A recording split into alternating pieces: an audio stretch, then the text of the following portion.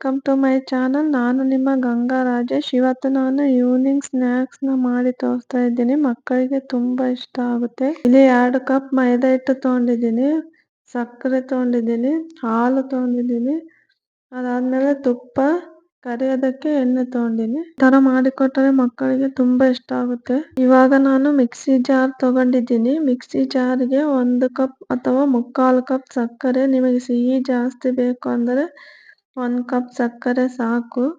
1 ಏಲಕ್ಕಿನ ನಾನು ಸಿಪ್ಪೆ ಜೊತೆನೆ ಹಾಕೊಂತಿದ್ದೀನಿ. ಈಗ ನೋಡಿ ಪೌಡರ್ ಮಾಡಿಕೊಂಡು ಬಂದಿದ್ದೀನಿ. ಈ ರೀತಿಯಾಗಿ ಸಕ್ಕರೆ ಪೌಡರ್ ರೆಡಿ ಆಗಿದೆ. ಸೈಡ್ ಅಲ್ಲಿ ಇಟ್ಟುಕೊಂಡು ಇವಾಗ ನಾನು ಮೊದಲಿಗೆ ಒಂದು ಬೌಲ್ ತಗೊಂಡಿದ್ದೀನಿ. ಅದಕ್ಕೆ 2 ಕಪ್ ಮೈದಾ ಹಿಟ್ಟನ್ನು ಹಾಕೋತಾ ಇದ್ದೀನಿ. ನೀವು ಗೋಧಿ ಹಿಟ್ಟನ್ನು ಕೂಡ ಹಾಕೋಬಹುದು. ಇವಾಗ ನಾನು ಸಕ್ಕರೆ ಪೌಡರ್ ಹಾಕ್ತಾ ಇದ್ದೀನಿ. ಹಾಗೆ ಕೆಲವೊಂದು ರೆಸಿಪೀಸ್ ಯಾವ ಹಿಟ್ಟನ್ನು ಹಾಕಬೇಕು ಅದೇ ಹಿಟ್ಟನ್ನು ಹಾಕೊಂಡು ಮಾಡಿದ್ರೆ ಚೆನ್ನಾಗಿ ಬರುತ್ತೆ. ಅದಕ್ಕೋಸ್ಕರ ನಾನು ಇಲ್ಲಿ ಮೈದಾ ಹಿಟ್ಟನ್ನೇ ತಗೊಂಡಿದ್ದೀನಿ. ನಿಮ್ಗೆ ಮೈದಾ ಹಿಟ್ಟು ಬೇಡ ಅನ್ನೋದಾದ್ರೆ ನೀವು ಗೋಧಿ ಹಿಟ್ಟನ್ನೇ ಹಾಕೊಂಡು ಮಾಡ್ಕೊಳ್ಳಿ. ನಂತರ ನಾನು 2 ಟೇಬಲ್ ಸ್ಪೂನ್ ಕರಗಿಸಿದ ತುಪ್ಪ ಹಾಕೊಂತ ಇದ್ದೀನಿ. ತುಪ್ಪ ಹಾಕೊಂಡು ಮಿಕ್ಸ್ ಮಾಡ್ಕೊಂತ ಇದ್ದೀನಿ. ತುಪ್ಪ ಇಲ್ಲ ಅಂದ್ರೆ ಎಣ್ಣೆ ಕೂಡ ಬಿಸಿ ಮಾಡಿ ಹಾಕೋಬಹುದು. ನಾವು ಹಾಕಿರೋ ತುಪ್ಪ ಪರ್ಫೆಕ್ಟ್ ಆಗಿದೆಯಾ ಇಲ್ಲ ಅಂತ ಈ ತರ ನೋಡಿದ್ರೆ ನಮಗೆ ಗೊತ್ತಾಗುತ್ತೆ. ಇವಾಗ ನೋಡಿ ಪರ್ಫೆಕ್ಟ್ ಆಗಿ ಬಂದಿದೆ. ಮತ್ತೆ ಈಗ ನಾವು ಇದಕ್ಕೆ ಸ್ವಲ್ಪ ಹಾಲು ತಗೊಂಡಿದ್ದೀವಿ. ಸ್ವಲ್ಪ ಹಾಲನ್ನ ಹಾಕೊಳ್ಳೋಣ. ಕಾಯಿಸಿ ತಣ್ಣಗಾಗಿರೋ ಹಾಲನ್ನ ನಾನು ಈ ಹಿಟ್ಟಿಗೆ ಹಾಕೊಂಡು ಹಿಟ್ಟನ್ನ ಕಲ್ಸ್ಕೊತಾ ಇದ್ದೀನಿ. ಇಲ್ಲಿ ನೀವು ಕಲಿಸುವಾಗ ಎಷ್ಟು ಬೇಕೋ ಅಷ್ಟು ನೋಡ್ಕೊಂಡು ಹಾಲನ್ನ ಹಾಕೊಳ್ಳಿ. ಈ ಹಿಟ್ಟು ಜಾಸ್ತಿ ನಮಗೆ ಗಟ್ಟಿನೂ ಬೇಡ, ಹಾಗೆ ಜಾಸ್ತಿ ತೆಳುವಾಗಿನೂ ಬೇಡ, ಮೀಡಿಯಂ ಆಗಿರ್ಬೇಕು. ಗಟ್ಟಿ ಅಂದ್ರೆ ತೀರಾ ಗಟ್ಟಿನೂ ಬೇಡ, ಚಪಾತಿ ಹಿಟ್ಟಿನ ಅದಕ್ಕೆ ಇದ್ರೆ ಸಾಕು. ಹಾಗೆ ಇದನ್ನು 5 ನಿಮಿಷ ನೆನೆಯೋದಕ್ಕೆ ಬಿಟ್ಟರೆ ಪರ್ಫೆಕ್ಟ್ ಆಗಿ ನಮಗೆ ಬೇಕಾಗಿರೋ ಅದಕ್ಕೆ ಬಂದು ಬಿಡುತ್ತೆ. ನೋಡ್ತಾ ಇದ್ದೀರಲ್ಲ, ಈ ತರ ನಾವು ಕಲಿಸ್ಬೇಕಾಗುತ್ತೆ. ಸೇಮ್ ಚಪಾತಿ ಹಿಟ್ಟಿನ ಹದ ಇದ್ದರೆ ಸಾಕು. ಈ ತರ ಹಿಟ್ಟನ್ನು ಮಿಕ್ಸ್ ಮಾಡಿ ತಗೊಂಡಿದ್ದೀನಿ. ನೋಡ್ತಾ ಇದ್ದೀರಲ್ಲ, ಇದೇ ರೀತಿ ಹಿಟ್ಟನ್ನ ರೆಡಿ ಮಾಡ್ಕೋಬೇಕು. ಇವಾಗ ನೋಡಿ ಸ್ಟವ್ ಹಚ್ಚಿ ಬಾಣಲೆ ಇಟ್ಟು ಬಾಣಲೆಗೆ ಎಣ್ಣೆ ಕರಿಯೋಕೆ ಅಂತ ಎಣ್ಣೆ ಹಾಕ್ತಾ ಇದ್ದೀನಿ. ಇವಾಗ ಮೀಡಿಯಂ ಆಗಿ ನಾನು ಎಣ್ಣೆ ಕಾಯೋದಕ್ಕೆ ಇಟ್ಟಿದ್ದೀನಿ. ಎಣ್ಣೆ ಮೀಡಿಯಂ ಆಗಿ ಕಾಯಿಲಿ. ನಂತರ ಬೋರ್ಡ್ಗೆ ಸ್ವಲ್ಪ ತುಪ್ಪ ಹಚ್ಚುತ್ತಾ ಇದ್ದೀನಿ. ಇವಾಗ ಈ ಹಿಟ್ಟಿನಲ್ಲಿ 2 ಭಾಗ ಮಾಡ್ಕೊಳ್ಳೋಣ. ಒಂದನ್ನು ತಗೊಂಡು ಇವಾಗ ಚೆನ್ನಾಗಿ ಉಂಡೆ ಮಾಡ್ಕೊತಾ ಒಂದು ಭಾಗನ ಸೈಡ್ ಅಲ್ಲಿ ಇಟ್ಟಿದ್ದೀನಿ. ಇವಾಗ ಉಂಡೆ ಮಾಡಿದ್ದೀನಲ್ಲ ಅದನ್ನ ಲಟ್ಟಿಸ್ಕೋಬೇಕು. ಲಟ್ಟಿಸ್ಕೋ ವಿಧಾನ ಕೂಡ ತುಂಬಾ ಇಂಪಾರ್ಟೆಂಟ್ ಆಗುತ್ತೆ. ನೋಡಿ ಈ ತರ ಲಟ್ಟಿಸ್ಕೊಳ್ಳೋಣ. ಯಾವಾಗಲೂ ಕೆಲವರೆಲ್ಲ ಈ ಸ್ವೀಟ್ ಅನ್ನು ಮಾಡ್ತೀರಾ, ಆದ್ರೆ ಏನು ಮಿಸ್ಟೇಕ್ ಮಾಡ್ತೀರಾ ಅಂದ್ರೆ ಲಟ್ಟಿಸ್ಕೋಬೇಕಾದ್ರೆ ತುಂಬಾ ತೆಳ್ಳಗೆ ಲಟ್ಟಿಸ್ಬಿಡ್ತೀವಿ. ಅವಾಗ ಯಾಕೆ ದಪ್ಪವಾಗಿ ಬರ್ತಾ ಇಲ್ವಲ್ಲ ಅಂತ ನಾವು ಅನ್ಕೋತೀವಿ. ಆದ್ರೆ ಇದನ್ನು ಸ್ವಲ್ಪ ದಪ್ಪವಾಗಿ ಲಟ್ಟಿಸ್ಕೋಬೇಕು. ಈ ತರ ದಪ್ಪವಾಗಿ ಲಟ್ಟಿಸ್ಕೊಂಡ್ರೆ ಚೆನ್ನಾಗಿ ಬರುತ್ತೆ. ಈಗ ನಾವು ಇದನ್ನ ಎಡ್ಜಸ್ ಸೈಡ್ ಅಲ್ಲಿ ಕಟ್ ಮಾಡ್ಕೊಂಡು ಆಮೇಲೆ ತೋರಿಸ್ತೀನಿ ಎಷ್ಟು ದಪ್ಪವಾಗಿರಬೇಕು ಅಂತ.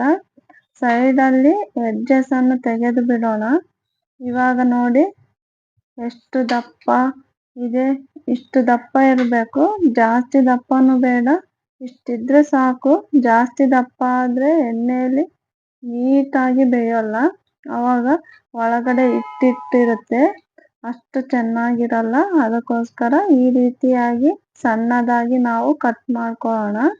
ಚಿಕ್ಕ ಚಿಕ್ಕ ಪೀಸ್ ಆಗಿ ಮಾಡ್ಕೋತಾ ಇದ್ದೀನಿ. ಈ ರೀತಿಯಾಗಿ ಕಟ್ ಮಾಡ್ಕೊಂಡು ಇದೇ ತರ ನಾನು ಇನ್ನೊಂದು ಉಂಡೆನು ಕೂಡ ರೆಡಿ ಮಾಡ್ಕೊತೀನಿ. ಇವಾಗ ಕಟ್ ಮಾಡಿದ್ದನ್ನು ಒಂದೊಂದಾಗಿ ಈ ತರ ತಕೊಂಡು ಹೀಗೆ ನೀಟಾಗಿ ಮೊದ್ಲೇ ತೆಕ್ಕೊಂಡು ಇಟ್ಕೋಬೇಕು. ಎಣ್ಣೆ ಕಾದ್ಮೇಲೆ ಎಣ್ಣೆ ತುಂಬಾ ಬಿಸಿಯಾಗಿರುತ್ತೆ ಮತ್ತು ಕಲರ್ ಕೂಡ ಚೆನ್ನಾಗಿ ಬರಲ್ಲ, ಹಾಗೆ ಒಳಗಡೆ ಚೆನ್ನಾಗಿ ಬೇಯಲ್ಲ, ಒಳಗಡೆ ಇನ್ನು ಇಟ್ಟಿರುತ್ತೆ. ಅದಕ್ಕೋಸ್ಕರ ಈಗ ಎಲ್ಲ ರೆಡಿ ಆಗಿದೆ. ಈಗ ಒಂದೊಂದಾಗಿ ಎಣ್ಣೆಯಲ್ಲಿ ಹಾಕ್ತಾ ಇದ್ದೀನಿ. ಎಣ್ಣೆ ನೋಡ್ಬೋದು ನೀವು ಎಷ್ಟು ಬಿಸಿಯಾಗಿದೆ ಅಂತ. ನೋಡಿದ್ರೇನೆ ಗೊತ್ತಾಗುತ್ತೆ.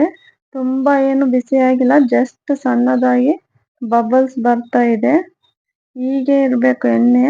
ನಿಮಗೆ ಈ ಕಲರ್ ಪರ್ಫೆಕ್ಟ್ ಬರ್ಬೇಕು ಅಂದ್ರೆ ಇದೇ ತರನೇ ಇರಬೇಕು. ಜಾಸ್ತಿ ಬಿಸಿ ಇರೋ ಎಣ್ಣೆಗೆ ಹಾಕಿದ್ರೆ ಅದು ಶಂಕರಪಾಳೆ ಉಬ್ಬಿ ಬಿಡುತ್ತೆ, ಅಷ್ಟು ಚೆನ್ನಾಗಿ ಬರೋದಿಲ್ಲ. ಅದಕ್ಕೆ ಈ ತರ ನೀವು ಎಣ್ಣೆಯಲ್ಲಿ ಫ್ರೈ ಮಾಡ್ಕೊಳ್ಳಿ, ತುಂಬಾನೇ ಸುಲಭವಾಗಿ. ಹಾಗೆ ಒಮ್ಮೆ ಗರಿ ಗರಿಯಾಗಿ ಈ ತರ ಮಾಡಿಕೊಟ್ಟರೆ ಮಕ್ಕಳು ಬೇಕರಿಗೆ ಹೋಗೋದೇ ಬೇಕಾಗಿಲ್ಲ, ಅಷ್ಟು ಚೆನ್ನಾಗಿ ಟೇಸ್ಟಿಯಾಗಿರುತ್ತೆ ಈ ರೆಸಿಪಿ ಅಂತಾನೆ ಹೇಳ್ಬೋದು.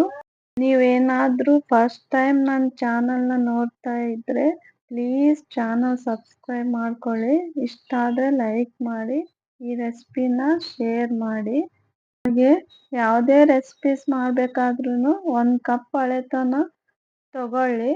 ಅದೇ ಕಪ್ಪಿಂದ ಎಲ್ಲ ಇಂಗ್ರೀಡಿಯೆಂಟ್ಸ್ ಕರೆಕ್ಟ್ ಅಳತೆಯಲ್ಲಿ ಹಾಕಿದ್ರೆ ನೀವು ಮಾಡುವ ರೆಸಿಪೀಸ್ ತುಂಬ ಚೆನ್ನಾಗಿ ಬರುತ್ತೆ.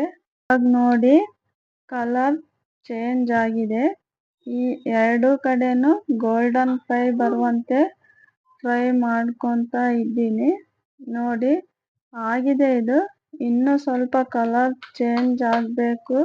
ಇನ್ನೊಂದು ಸರಿ ತಿರುವಿ ಹಾಕಿದ್ರೆ ಆಗುತ್ತೆ. ನಾನು ಹೇಗೆ ತೋರಿಸಿದ್ದೀನಿ ಅದೇ ರೀತಿಯಾಗಿ ಸರಿಯಾದ ಅಳತೆಯಲ್ಲಿ ನೀವು ಮಾಡಿಕೊಂಡ್ರೆ ತುಂಬಾ ಚೆನ್ನಾಗಿ ಬರುತ್ತೆ, ಶಂಕರಪಾಳೆ ಕೆಡೋದಿಲ್ಲ. ಈಗ ಆಗಿದೆ. ಆಗಿರೋದನ್ನ ಪ್ಲೇಟ್ಗೆ ಹಾಕೊತಾ ಇದ್ದೀನಿ. ತುಂಬಾ ಚೆನ್ನಾಗಿ ಬಂದಿದೆ ನೋಡಿ. ಈ ತರ ರುಚಿಯಾಗಿರೋ ಶಂಕರಪಾಳೆ ರೆಸಿಪಿ ರೆಡಿ ಆಗಿದೆ. ಈ ತರ ನೀವು ಮಾಡಿ ಹೇಗೆ ಬಂದಿದೆ ಅಂತ ಕಮೆಂಟ್ ಮಾಡಿ ಹೇಳಿ.